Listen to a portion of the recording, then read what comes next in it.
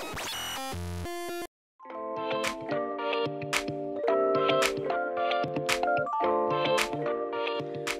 afternoon, everyone. Welcome to our latest Downtown Den event. I'm absolutely thrilled to be joined this afternoon by the Regional Mayor for the West Midlands, Andy Street. And Andy and I last spoke, I think, back in the autumn when we were looking forward to a Christmas bounce back for everyone. Sadly, that didn't come to fruition quite as we'd hoped. But what a timely moment for us to meet again, Andy, because we've just heard Rishi Sunak, I think, lay out a very positive programme of measures to support businesses and economic growth as we finally come out of lockdown. So first of all, welcome. Thanks for coming back to the Downtown Den. And secondly, the obvious question, what do you make of Rishi's announcements today? So Frank, thank you very much. Great to be with everybody. And literally, you're quite right. We put the TV on the off button and then came straight to you. So this is very spontaneous and we haven't really looked at the detail yet. But actually, I thought it was right what he did, because I think it can be really broken down into a number of parts. Number one, he said, we've got to continue to support business until we get through the pandemic. All the media rounds I've been doing before budget, that's what I've been saying. And frankly, all the money that we've spent already would, I won't say be wasted, but it won't have its full effect if we didn't have this final lap of support. So that was definitely the right thing to do. And then the second thing, of course, that he talked about, and I was very, very keen to see this, was thinking about the sort of seeds of our new economy going forward as well. So I haven't got to the bottom of it yet, but everything around what he called the super deduction, the help to grow management training for SMEs, all of that. I mean, it's all really good original thinking, actually. It will help businesses invest. And of course, he talked about the green economy, so critical to us here, the electrification of automotive. So I think that was in the right place. And then maybe politically controversially, I thought he did the right thing to just put the British people on notice that this is going to have to be paid back. And there were two very honest statements. He won't have enjoyed making them. No Chancellor likes to have to say that, but they did need to be said. And I actually think more of him that he came forward and said it today, both about the personal allowances and of course about the corporation tax increase. But even that, as he said, still leaves us with the lowest corporation tax in the G7. But I'm pleased he said it today, to be honest. Andy, let me just focus on a couple of things that certainly I welcome, I'm sure you do too. The extension of furlough, which I think will be so important to those businesses who have been closed or partially closed. Originally, of course, that scheme was expected to end at the end of March, April. He's said now it's going to be the end of September. I think that's right because, as you will know, as you know, former chief executive of a major retail outlet, you don't open your doors on day one and see an immediate return to cash flow. So he's right, isn't he, in saying we'll give people a bit of breathing space as far as that particular initiative is concerned. Categorically, if I'm honest, Frank, I was worried that it would finish at the end of June in line with the road map. But actually, he's acknowledging a truism that in a restart phase for businesses, it's quite tricky. You're restocking, you're bringing people back onto your books and your cash flow is difficult. So actually, I think what's been done is a reflection of the reality of how businesses work. So yeah, hugely welcome that that was done. And just to give your listeners the idea, 220,000 people still in my West Midlands area on furlough. So it really is important to protecting those jobs and making sure they're there when the upturn comes. And then the other announcement that was made, there hadn't actually been trailed, or if it had, I'd missed it, was the extension of what have previously been known as C-bills or bounce back loans, but restart business loans. Again, that will be hugely welcomed by the business community. But one caveat to that, Andy, I'm not sure whether you've picked this up at all, but I'm finding lots of our members now getting a response from the banks that was not as helpful as it was sort of back in March, April time last year. I think, you know, people like yourself and the Chancellor perhaps need to be doing a little bit of arm twisting, if I may suggest, with our friends in the banks. Yeah, really interesting point. So there was more business support that hadn't been trailed. I mean, obviously the VAT, the reductions, the business rate reductions on a sliding piece, but they were extended. So that was good. And then, as you say, the pieces around the additional loans, that was new news, welcome news, because it's all about cash flow. And actually, you're right. I've heard the same things about banks. I mean, I do think they have been pretty good. I know everyone will have their individual experience, but pretty good through the majority of the pandemic. But actually, them helping through this excuse my voice, them helping through this restart phase is really, really important. So, yeah, we are going to need to make sure they hold the line. And of course, a lot of those loans are underpinned by the government anyway. So banks should be able to do that. We know, Andy, that we've already thrown an awful lot at the business community and others, other parts of society in terms of having to get through this awful pandemic, which we've now experienced for going on 12 months. And as you rightly say, the Chancellor has spelt out there will be implications in terms of tax. I'm sure there will also be implications for the size of spending within our public sector, because inevitably everyone will have to take some hit. All that being said, was there anything that came to mind today that you wish the Chancellor had addressed? Anything that you'd sort of taken up with him that perhaps you're planning on raising within the next time you have a conversation? Well, of course, the interesting thing is you don't know all the detail till you look through the Red Book. So my team are busy looking through the Red Book, and we've got a number of particular things for the West Midlands that I want to know if they're in there. So I don't mind telling you what we've been lobbying on for the West Midlands. Obviously, there's the Towns Fund money. It sounds from what he said as though that was there. That's very important for our high streets, particularly in the Black Country. Then, of course, we are expecting that there will be money announced for the West Midlands for reopening two commuter railway lines, one in the Black Country, one in Birmingham. That we've been working on for a long time. We want that over the line today. I think that'll be there in the small print. That's about £59 million. And then also, we've been working with them on a proposal to make the most of the HS2 investment in Solihull, the big development around Interchange Station, where we're expecting cash as well to sort of be the stimulus for all the other funding that will come in, not to build the station, but to develop the economy around it. So those are some of the things we've been lobbying on. And there's one other really important one, which I genuinely don't know what's in the small print. And that's this whole question of us becoming a centre of construction, of modular construction in particular. These ideas of factories being built for modular construction. We got a proposal for support around that, and I'm waiting to see how that goes out. So actually, I've come on here not knowing some of the outcomes that we've been waiting for, actually, Frank, but there's some of the things we've been pressing for. Okay, well, fingers crossed you get some, if not all of those asks, Andy. And again, I know one of your passions is education, training, skills, and some interesting announcements around that. And I thought particularly the announcements around leadership and management finance. Yeah, so did I. I think that's a great initiative. Well, there was quite a lot, wasn't there, in the last third of his speech around helping business. So yes, there's a tough message around corporation tax, but there are also some really good measures. I mean, incredible, unprecedented stuff around stimulating business investment.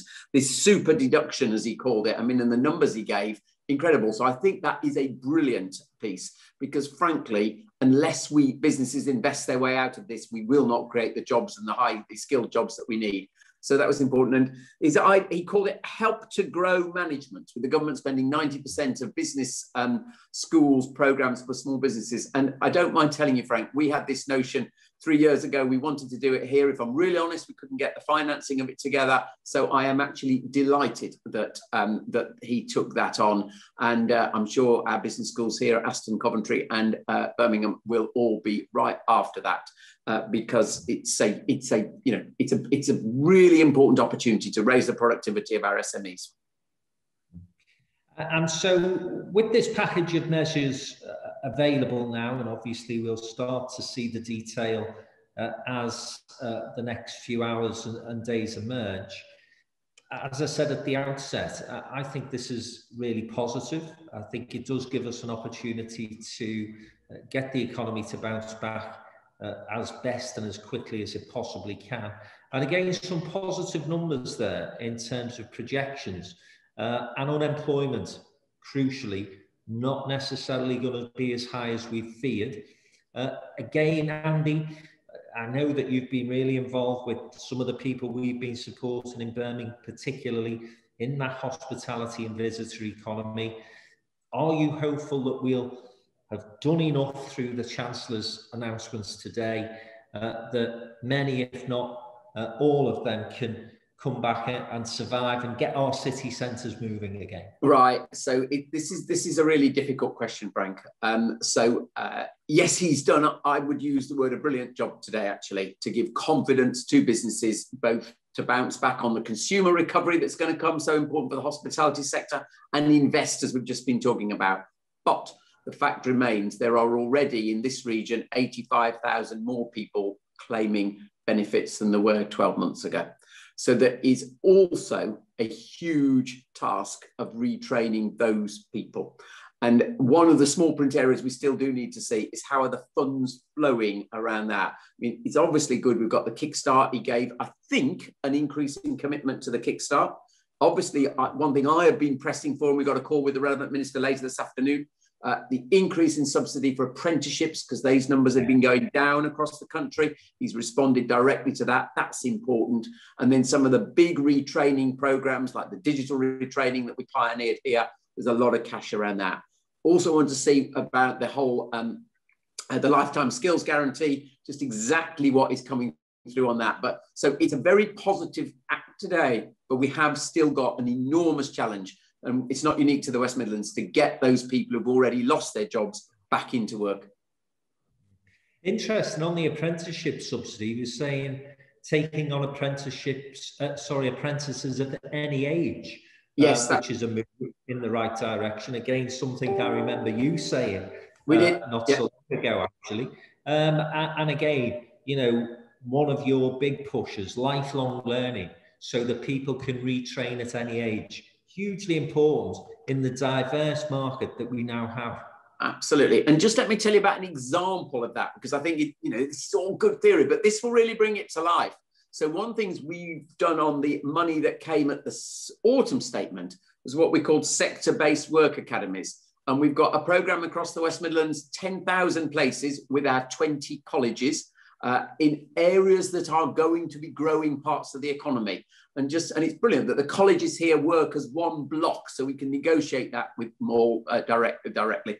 And just an example of something we launched just last Friday with Wolverhampton College was a programme for 720 places on electric vehicle maintenance, on the basis that, we all want to turn to electric, and as well as the manufacture of it, there's the maintenance. And only about 3% of our engineers can actually maintain an electric vehicle rather than a traditional combustion vehicle. So a brilliant sort of opportunity spotted by Wolverhampton College, and we can use that money that we've got to put on that programme. So there's some really practical things happening on the ground.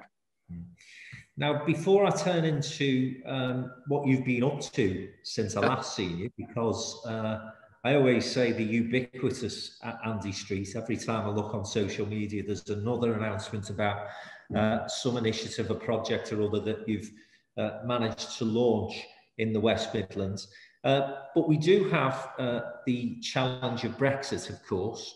And again, because the West Midlands is rich with exporters and manufacturers, you will have had concerns raised with you about what we hope are teething problems, but nevertheless, that's not much comfort to those companies who are suffering from the consequences of the deal that was done towards the end of last year. Andy, can I get your views on where we are with those complications, those complexities, and whether or not you've had conversations at government level to try and resolve them?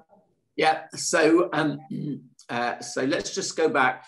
The West Midlands really needed a deal. As you said very kindly, we are the exporting sort of capital of the UK, really. So we needed that deal. So I was hugely relieved when it was done, and it did not have, obviously, tariffs for manufactured goods or quotas or anything in it.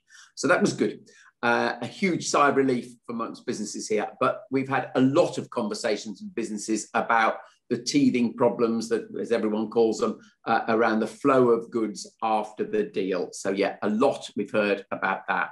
And yes, we've had direct conversations with BEIS ministers. I actually brought them together, BEIS ministers with companies who have been experiencing this. And I think it is fair to say that ministers are listening incredibly intently to all of the examples, experiences, and are trying to iron out the problems. But to be very straight with you, they definitely still exist. So there's a lot of work still to do to continue to iron them out. I do genuinely believe they, in the main, when it's logistics, freight issues, I think they will be. There are some sectors, we've heard it about the sort of cultural sector and the lack of visas for touring artists type thing. There are some areas where we've got a genuine difficulty, but a lot of the things that we hear about the difficulties of freight, I think they will be solved. And Andy, if we move just beyond the EU, but also to the wider international trade, again, one of the reasons why some people supported coming out of the European Union, you and I weren't among them, but nonetheless, those people who successfully argued for our exit said that it would give us greater opportunities across the globe. Now, listen, that's going to be a bit of a false start because of the pandemic. But let me ask you your opinion of how that might develop as we begin to come out of this awful COVID crisis that we've all experienced. You're right. I wasn't on that side of the argument, but I can see that argument, and I always accepted we lost and we have to move on.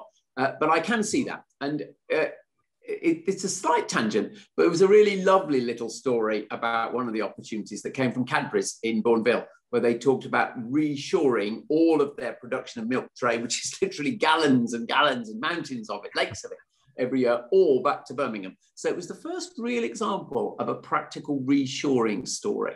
And the other thing that you do have actually to give full marks to the government around, whilst all the debate was going on about the EU trade deal, actually a lot of trade deals with admittedly smaller countries have been concluded, and I do hope there will be a real opportunity in that. And obviously, perhaps one of the most significant ones is Japan. I mean, a real world superpower. That trade deal is very significant. The big imponderable, though, is will there be a trade deal with the US? And how does the change of administration there affect it? Because that would be an enormous prize for us. Because after Europe, the US is by country mile our biggest market for the West Midlands exports. So that would be a real prize. And I genuinely don't know which way that's going to go. I think it's probably slightly tougher now it's Biden than Trump for obvious reasons. But I still believe it should be an enormous goal of the government to achieve that. Okay. We watch with interest. In the more immediate vicinity of what you're able to really and genuinely influence on a day-to-day basis, it is the investments into the West Midlands. And as I say, despite the fact that we've been going through the challenges that we've had over the past 6 months or so, longer than that now, isn't it? You've still been able to win some important victories and get some good investment. And let me start with transport and infrastructure. Because, you know, that was one of the things that you prioritised in your campaign 4 years ago. You said that you needed to get the region better connected, both in terms of ensuring the HS2 did come to the West Midlands, but also that interconnectivity across the region. So tell us a little bit about that and the successes that you've achieved thus far. Yeah, well, just start with HS2, and some people said I was the one who persuaded the Prime Minister of that. So whether that's a cross or a prize, I don't know. But and it's great to see actually 12 months on from that decision. You know, for those of you in the north, here in the Midlands, the diggers are everywhere, frankly, on that. And it's about 12,000 jobs already in the construction of that line, with a huge concentration of them here. So that really does matter. But you're absolutely right, Frank. The whole idea was that our local transport structure would then be developed with the HS2 stations as the sort of focus of it. And I think it's fair to say we're making really good progress on that. So if you look at the cash that's been invested now, it is 5 times what it was in 2015. So there's an incredible increase in the cash we've been able to bring in for that. So just some of the things, we're obviously busy digging the metro extensions now.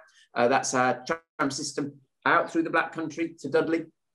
In Edgbaston, in Birmingham, that will open this year. The extension to Wolverhampton Station will open this year. And we've just started on the extension out to East Side. And what's really exciting for me about that is that those metro extensions are themselves generating investment, just as it was supposed to do. The infrastructure is the sort of dynamo of it. So in Dudley, where the Black Country Metro line will go to, we've seen nearly £1 billion of investment coming in there. So there is private sector developer around the Portersfield development, as we talk about. We've got a new Institute of Technology, a new high-tech research centre into very light rail. We've got a university campus being talked about, not confirmed yet. And of course, we've got a big transport interchange. So it's incredible to see the catalytic effect of that metro extension in Dudley, really. A place that was probably the archetypal left behind place. We've put the infrastructure in, investments flown.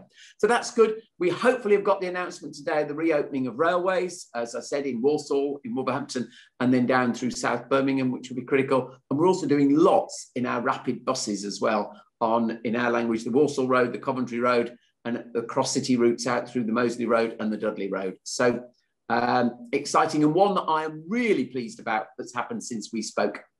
There was a national competition for what they call the all-electric bus town or city, and we won the competition for Coventry, and that will become the UK's first all-electric bus city. So every vehicle there will be bought new vehicles to be all electric. The clue's in the title. And that's 50 million of new government money and a brilliant collaboration with the operators, and so important for our environmental credentials in Coventry, that one. So yeah, big going on. Yeah, a lot going on, and you know, a lot of positives there.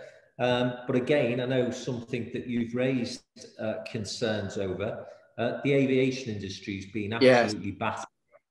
And Birmingham Airport, what a shame, because it was on such a growth journey, wasn't it? It started to win new routes, attract new business, and all of a sudden, obviously, everything came crashing down.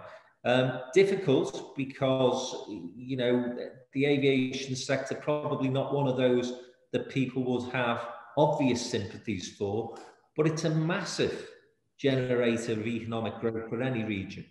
Massively significant. And Frank, you're right. The airport here was on a real roll. They'd actually literally just a week before the pandemic struck, taken the first digger to the ground for their £500 million expansion of their their terminal and all of that. So really rotten timing. But I think we've got to remain resilient and optimistic. It's interesting, you sort of implied people didn't have that much sympathy with it. But I think people here get the fact that it's a huge employer of people, 7,000 people employed directly, many more indirectly. And I think the huge number of people across the West Midlands want to see that airport do well. They know it's critical to our regional economy. And you know what? I think it will bounce back. They're in a good financially, really well run, and actually they will be able to bounce back, I'm sure. So I remain very optimistic about the medium-term prospects for Birmingham Airport, actually, because as you say, prior to the pandemic, they were putting lots of new routes on. It was really fulfilling its potential, and that underlying strength will come back. Yeah, I suppose that will, you know, just very much will depend on how the rest of the world can cope with the pandemic. And exactly. How yeah. we manage people going across borders.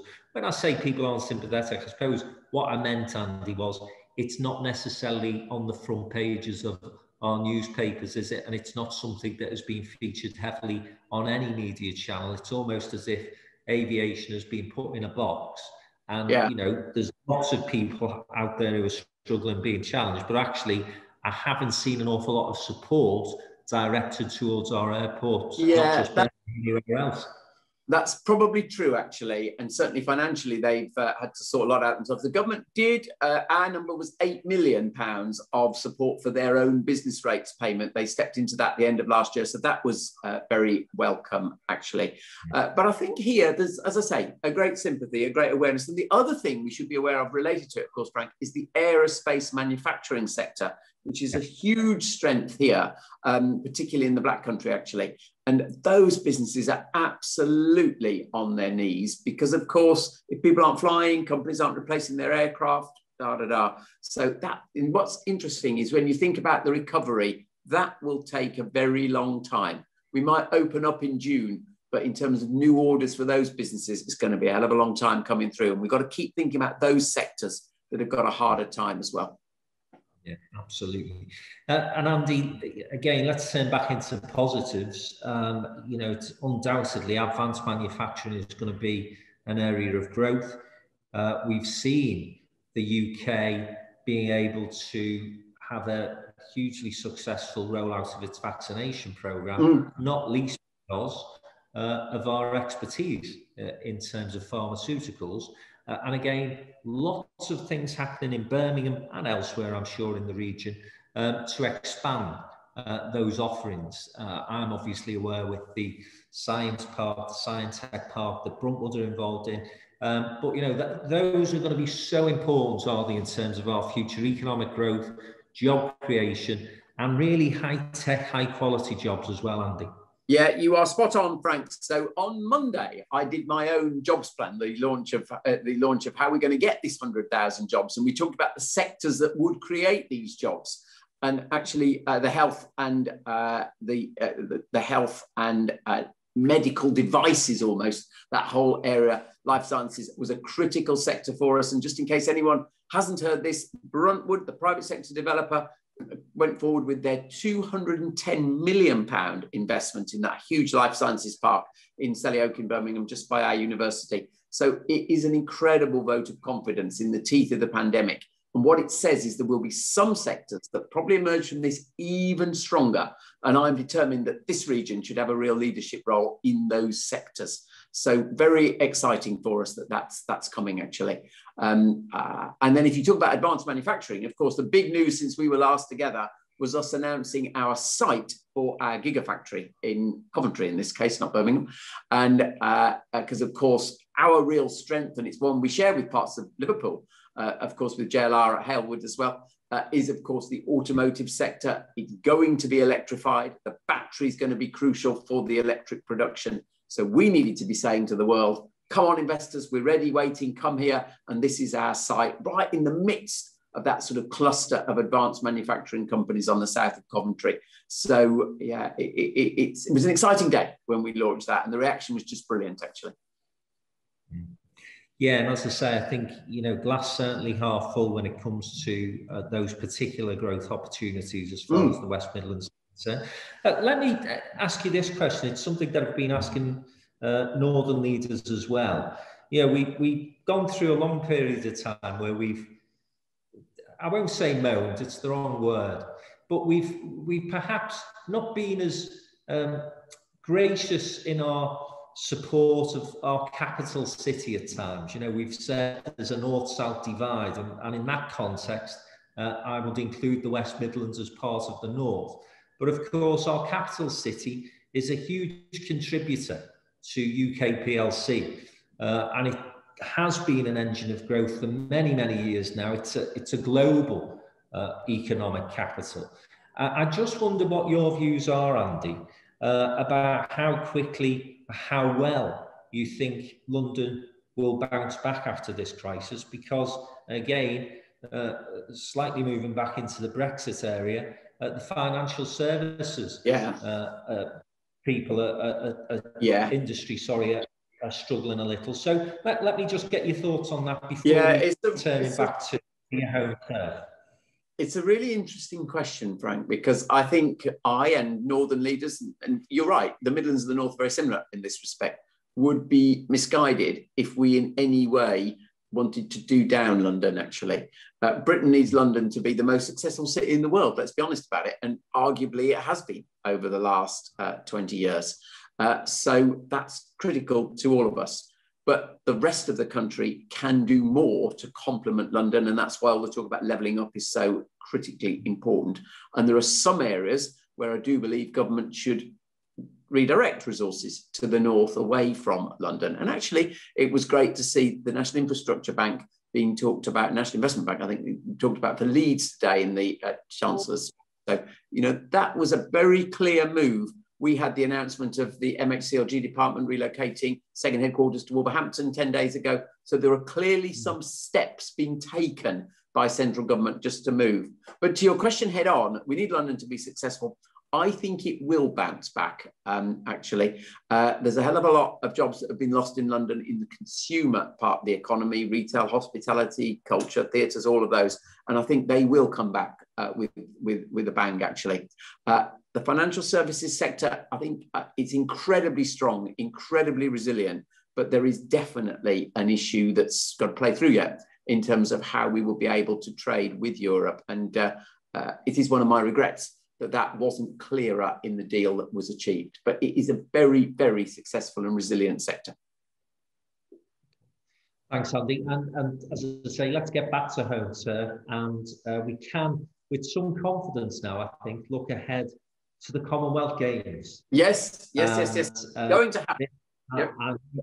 Yeah, absolutely. And I know that you've been doing a massive amount of work, you and your team at the Combined Authority, to make sure that we have a fabulous showcase for Birmingham and the wider West Midlands. So tell us where we're up to. Tell us what you're particularly hoping for out of that fabulous spectacle. Well, the good news is that we're very confident of it happening on the 27th of July next year. And that's not that long away now. And my goodness, the world and certainly England is going to need a brilliant Commonwealth Games. So we knew it was important when we won the right to do it in 2017, but it's probably even more important now.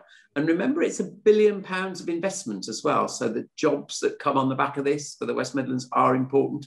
So about 6,000 jobs we're aiming to create through this. So, you know, it's very, very important venture. And perhaps there's 3 things I'd just call out. First of all, of course, we want it to be a brilliant sporting spectacle with some little twists, more medals for women than men for the first time. Absolute equivalence between able-bodied and disabled athletes as well. So some interesting pieces there.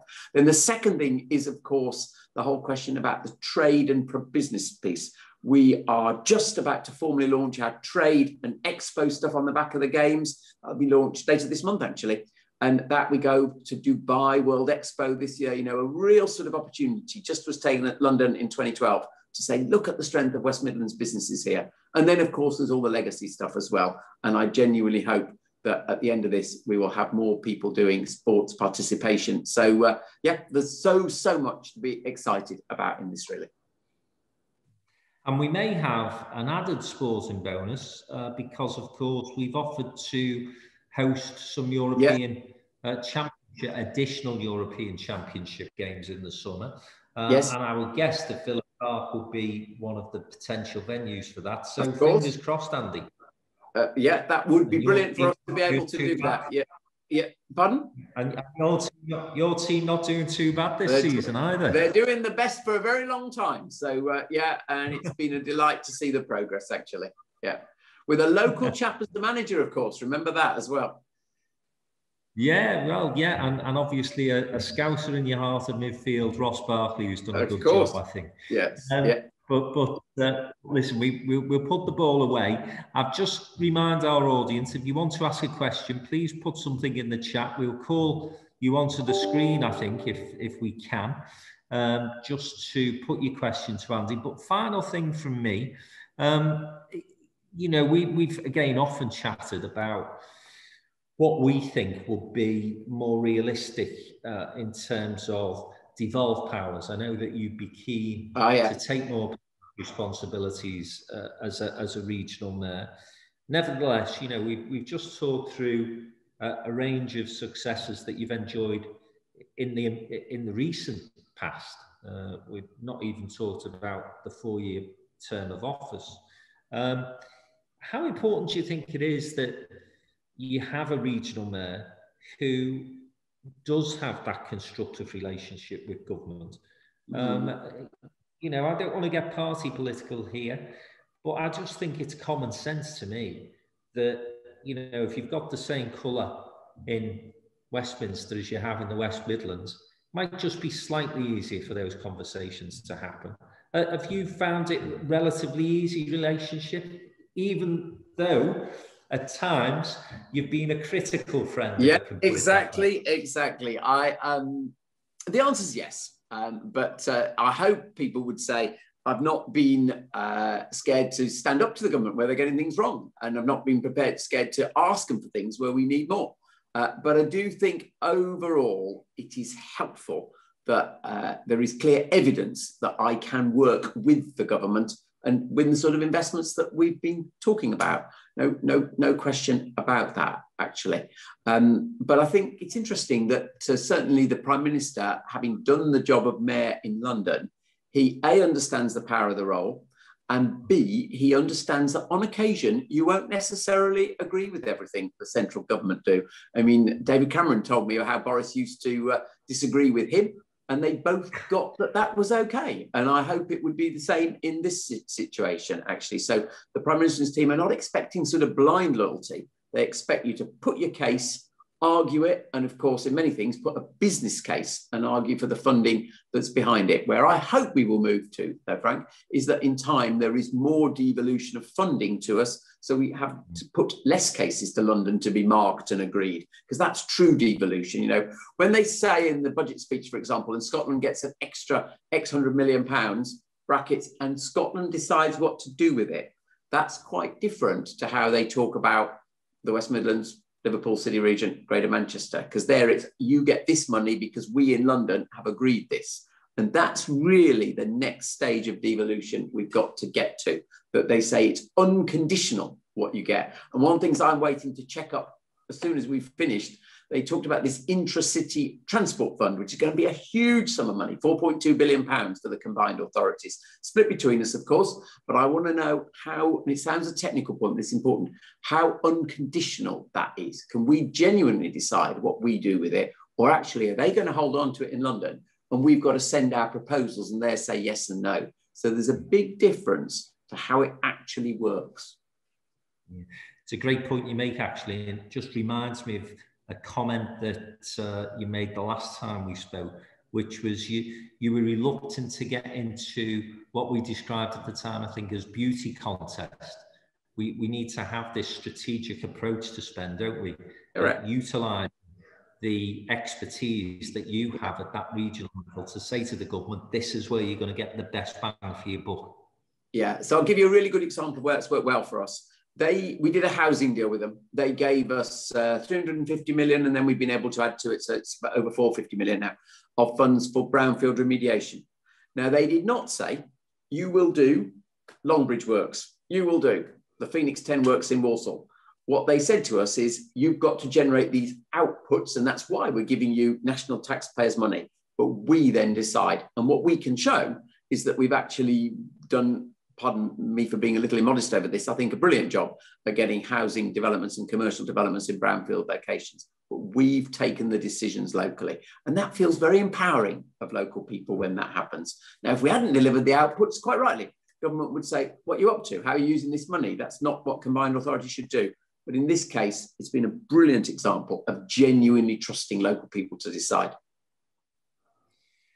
Andy, can I modestly say that I've obviously been expert in putting every question that anyone in the audience I'm sure you have, yeah.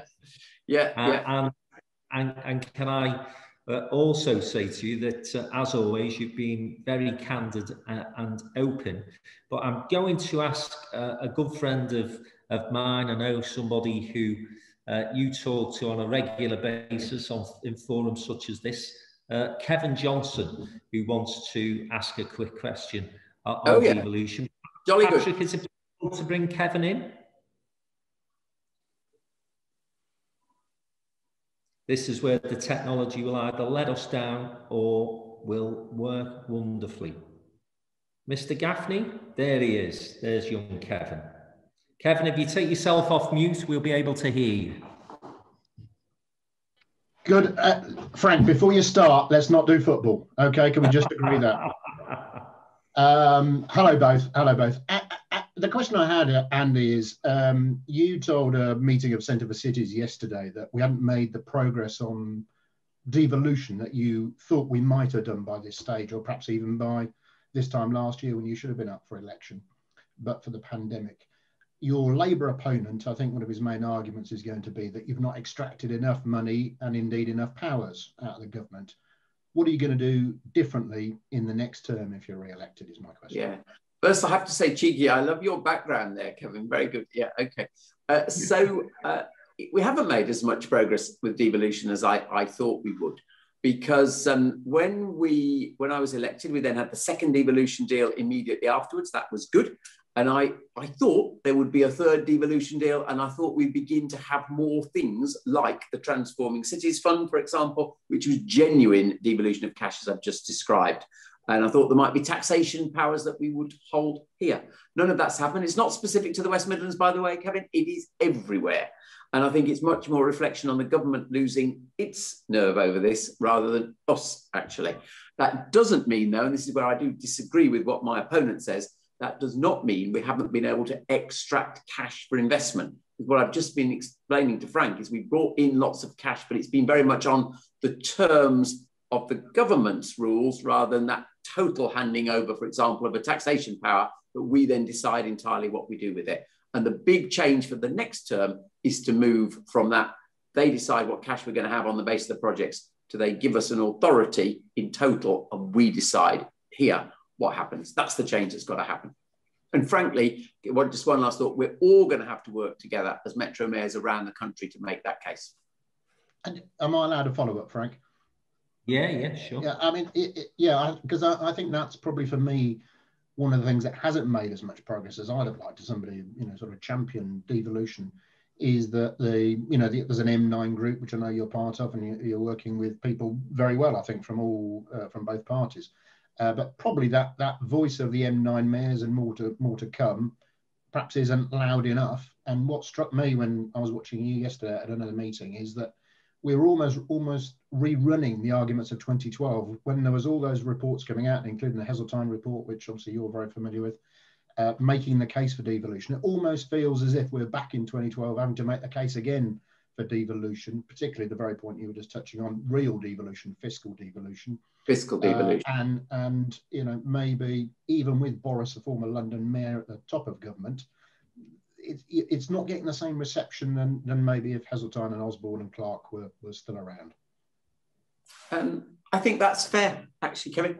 I think David Cameron, George Osborne, supported by Michael Heseltine and Greg Clark, of course, as the city's minister, then the Bay's minister, they were actually disciples of this.